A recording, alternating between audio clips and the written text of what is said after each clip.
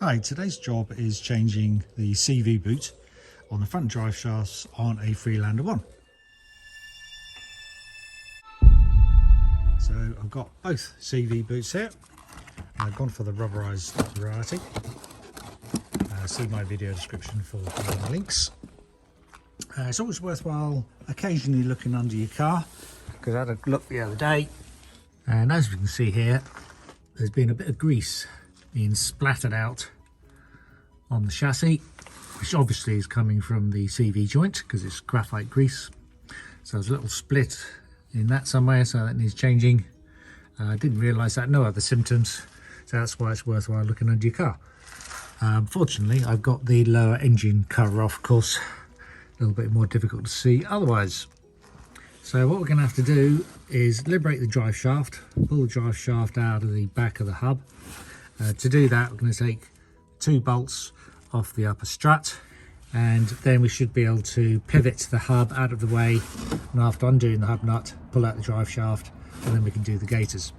I want to leave the drive shaft with the inner CV joint in place so that I don't have to drain the gearbox, because if this part of the CV joint comes out, then oil will, I believe, come out of the gearbox.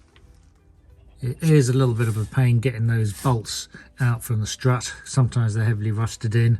You can see my other video where I struggled with those for a bit on fitting lift kit on the Freelander. It's another video on my channel.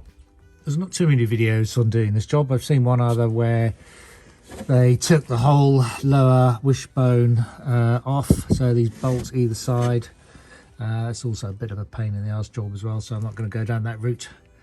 And for me, it's going to be easier taking these 2 top bolts off, which is also what the Haynes manual, workshop manual, recommends. Worthwhile having one of these, if for nothing else, getting the torque wrench settings.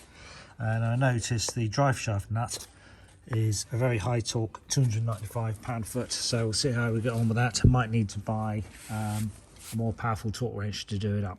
But the first route is to see if we can get the hub nut undone after knocking out the tabs. So as I say, about 300 pound-foot or 400 newton meters is the torque. My impact wrench goes up supposedly to 800 newton meters. That might be able to shift it, otherwise some long power bars. So to knock out that tab on the nut, I've stuck an old posi drive screwdriver in there, whacked it on the end a few times, and a small flat bladed one is useful to do that last bit of levering out as well. And hammer on the end, and you should be able to flatten out that flap. Right, so that's the flat taken up, and you need a 36mm socket and a power bar or something. As I say, it's a lot of torque. I'm going to try my impact wrench first, see if that'll remove it. Otherwise, put the wheel back on and use a big power bar, maybe some extensions to try and undo the nut in an anti-clockwise direction.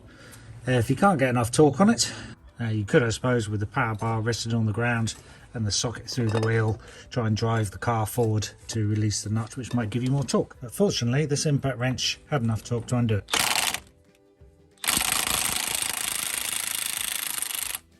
It's moving. Now, just for reference for doing it up, I put it on setting number 2, and just to see how that tab compares, just to see what sort of tightness it was done up to previously.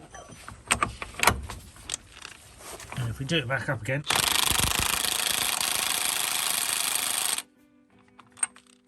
you can see that where the tab was actually aligns with the slot.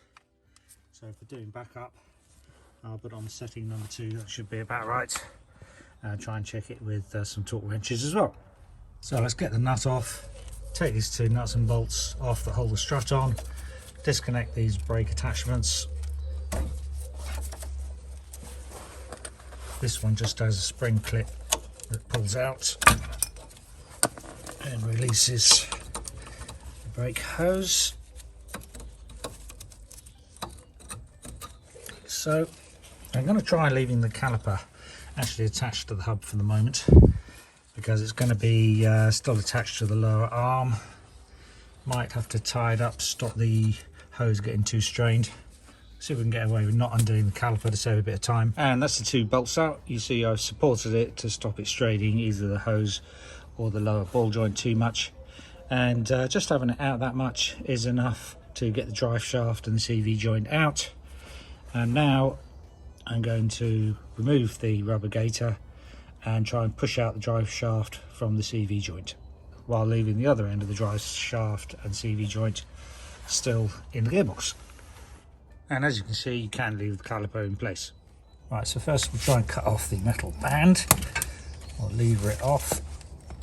Now we can just break it off. It's fine. Same with the other end, I think. Maybe try some cutters this time. There we go. Right. That off. Push that back. So let's put a mole grip around the shaft, the other side of the anti-roll bar. That hopefully will stop the shaft moving as I knock the CV joint off. Alright, we'll cut the rubber boot off. Get that out of the way. I'm hoping a few knocks on here will take it off.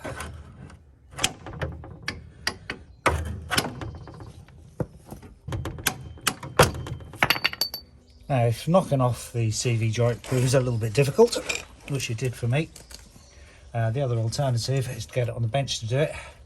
So we'll just pull out the CV joint from the other end. I've snipped the rubber to release a little bit of space. Let's get this mole grip off. I'll round out the way for a minute, and then we can just pull apart the CV joint on the other end.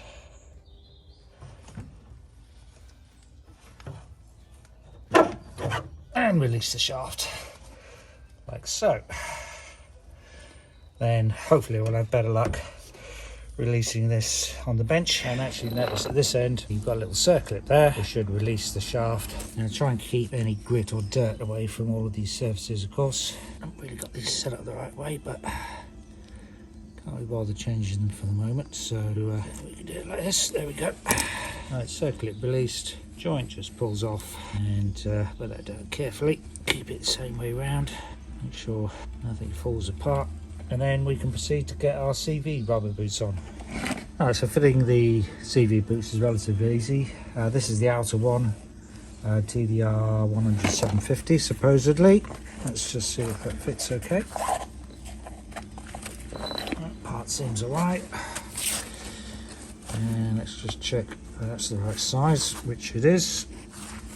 The reason I'm checking first is the other parts that I bought for the inner boot. Supposedly I thought this was the right part, but as you can see it's got these indents in it, so that's the wrong part for this car, so just got to pop out and get another part.